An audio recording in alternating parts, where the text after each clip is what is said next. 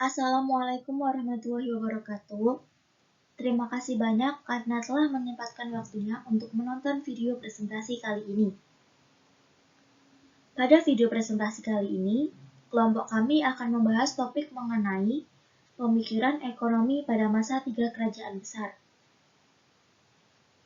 Perkenalkan, saya Inka Sabila sebagai moderator untuk mengatur jalannya presentasi pada kali ini.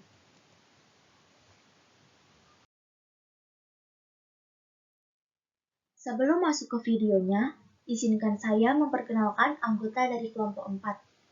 Yang pertama, Nur Ati Safina, NIM 4120043. Yang kedua, Riko Aji Setiawan, NIM 4120066. Dan yang ketiga, saya sendiri, Inka Sabila, NIM 4120070.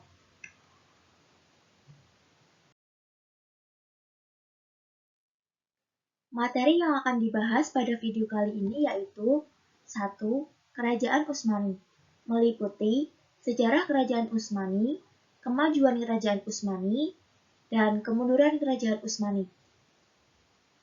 Yang kedua, Kerajaan Safawi, meliputi sejarah Kerajaan Safawi, kemajuan Kerajaan Safawi, dan kemunduran Kerajaan Safawi.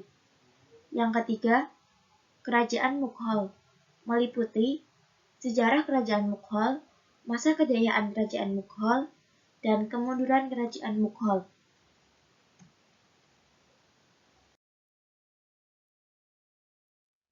Kerajaan Utsmani. Sejarah berdirinya Kerajaan Utsmani. Pendiri kerajaan ini adalah bangsa Turki dari kabilah Oghuz yang mendiami daerah Mongol dan daerah utara negeri Cina. Dalam jangka waktu kurang lebih 3 abad, mereka pindah ke Turkistan, kemudian ke Persia dan Irak. Pada tahun 1289 Masehi, Ertogul meninggal dunia. Kepemimpinannya dilanjutkan oleh putranya, yaitu Utsman. Putra Ertogul inilah yang dianggap sebagai pendiri Kerajaan Utsmani. Beliau memerintah pada tahun 1290 Masehi hingga 1326 Masehi. Sebagaimana ayahnya, Utsman banyak berjasa pada Sultan Alauddin II, yaitu dengan keberhasilannya menduduki benteng-benteng Bizantium. Pada tahun 1300 Masehi, bangsa Mongol menyerang Kerajaan Saljuk dan Sultan Alauddin II terbunuh. Kerajaan Saljuk kemudian terpecah-pecah dalam beberapa kerajaan kecil. Utsman pun menyatakan kemerdekaan dan berkuasa penuh atas daerah yang didudukinya. Sejak itulah Kerajaan Utsmani dinyatakan berdiri.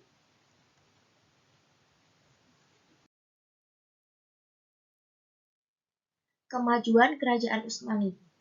Sejak masa Utsman bin Ertugrul yang dianggap pembina pertama Kerajaan Turki Utsmani, dengan nama Imperium Ottoman, timbullah kemajuan dalam berbagai bidang agama Islam.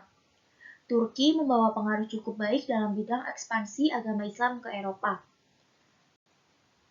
1. Bidang pemerintahan dan militer. 2. Bidang ilmu pengetahuan. 3. Bidang kebudayaan. 4. Bidang keagamaan.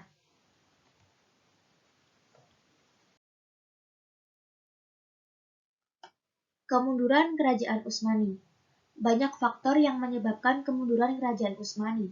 Di antaranya adalah 1. Wilayah kekuasaan yang sangat luas. Administrasi pemerintahan bagi suatu negara yang amat luas, wilayahnya sangat rumit dan kompleks.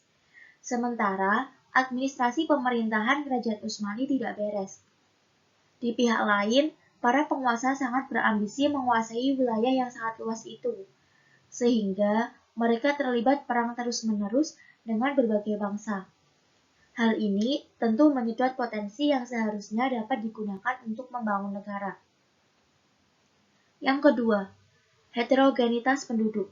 Sebagai kerajaan besar, Turki Utsmani menguasai wilayah yang amat luas, mencakup Asia Kecil, Armenia, Irak, Syria, Hejaz, dan Yaman di Asia. Wilayah yang luas itu didiami oleh penduduk yang beragam, baik dari segi agama, ras, etnis, maupun adat istiadat.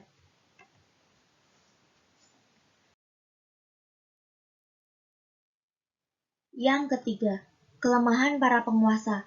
Sepeninggalan Sulaiman Al-Kanuni, Kerajaan Utsmani diperintah oleh sultan-sultan yang lemah, baik dalam kepribadian, terutama dalam kepemimpinannya.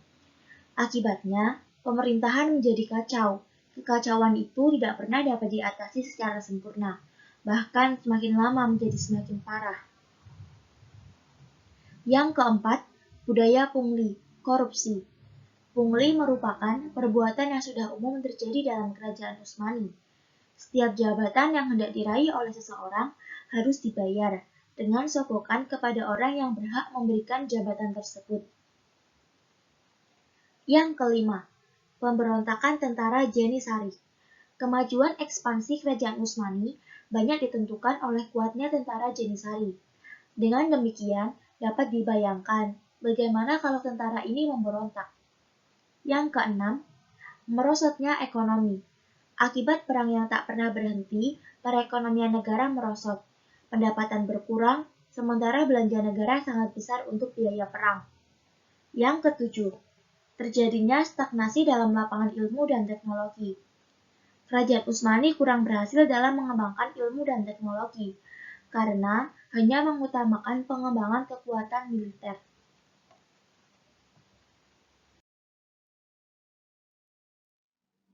Kerajaan Safawi. Sejarah berdirinya Kerajaan Safawi. Ketika Kerajaan Utsmani sudah mencapai puncak kemajuan-kemajuannya, Kerajaan Safawi di Persia baru berdiri. Kerajaan ini berkembang dengan cepat. Dalam perkembangannya, Kerajaan Safawi sering bentrok dengan Turki Utsmani. Kerajaan Safawi menyatakan Syiah sebagai mazhab negara. Karena itu, kerajaan ini dianggap sebagai peletak pertama dasar terbentuknya negara Iran sekarang. Kerajaan Safawi berasal dari sebuah gerakan tarekat yang berdiri di Ardabil, sebuah kota di Azerbaijan, Iran. Tarekat ini diberi nama Tarekat Safawiyah, didirikan pada waktu yang hampir bersamaan dengan Daulah Turki Utsmani di Asia Kecil.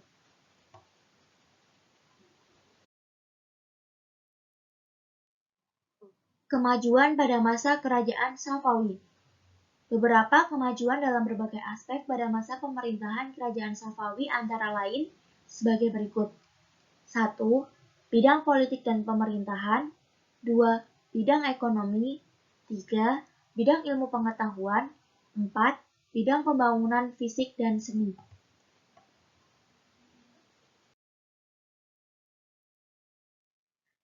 Kemunduran pada masa Kerajaan Safawi. Faktor-faktor yang menyebabkan berakhirnya Kerajaan Safawi. 1. Konflik panjang dengan Kerajaan Turki Utsmani yang disebabkan oleh perbedaan mazhab antar kedua kerajaan. 2. Adanya dekadensi moral yang melanda sebagian para pemimpin Kerajaan Safawi. 3. Pasukan Hulam, budak-budak, yang dibentuk Abbasi tidak memiliki semangat perang tinggi, seperti Kilsibas, Baret Merah, yang dikarenakan pasukan tersebut tidak disiapkan secara terlatih dan tidak melalui proses pendidikan rohani. 4. Seringnya terjadi konflik intern dalam bentuk perebutan kekuasaan di kalangan keluarga istana. 5. Beberapa kalangan ulama Syiah tidak lagi mau mengakui bahwa Safawiyah telah mewakili pemerintahan Syah Abbasi.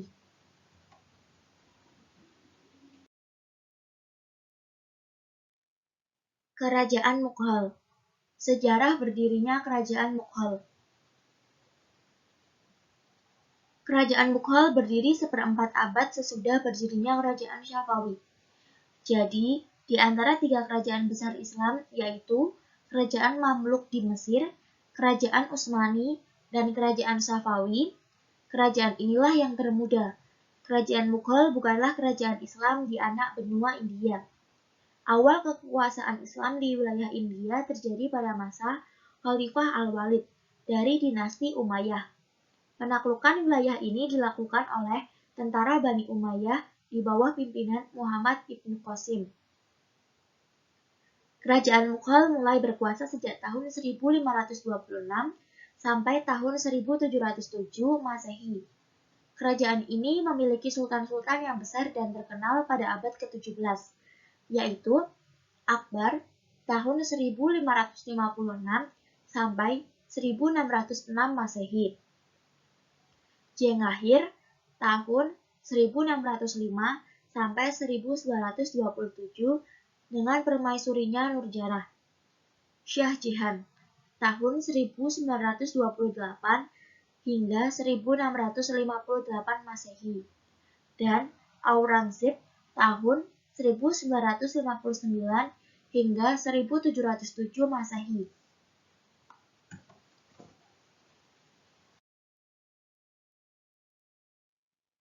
Masa kejayaan Kerajaan Mughal. Masa kejayaan Kerajaan Mughal mempengaruhi berbagai bidang di segala aspek. Di antaranya adalah 1. Bidang politik dan militer, 2. Bidang ekonomi, 3. Bidang seni dan arsitektur, 4. Bidang ilmu pengetahuan.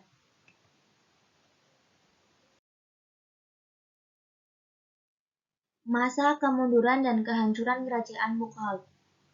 Ada beberapa faktor yang menyebabkan kemunduran Kerajaan Mughal terjadi pada 1,5 abad terakhir dan membawa kehancuran pada tahun 1858 Masehi, yaitu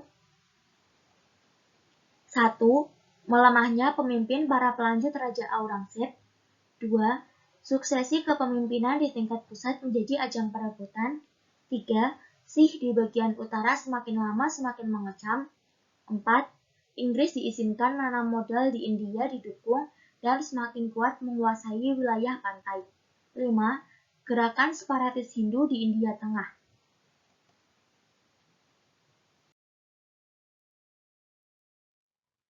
Baik, itu tadi pemaparan dari kelompok kami mengenai pemikiran ekonomi pada masa 3 kerajaan besar.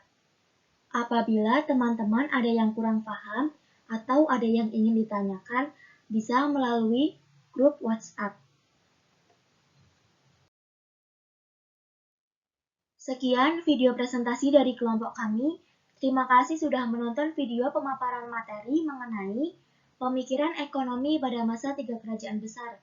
Saya Inka Sabila, selaku moderator pada presentasi kali ini, pamit undur diri. Terima kasih. Wassalamualaikum warahmatullahi wabarakatuh.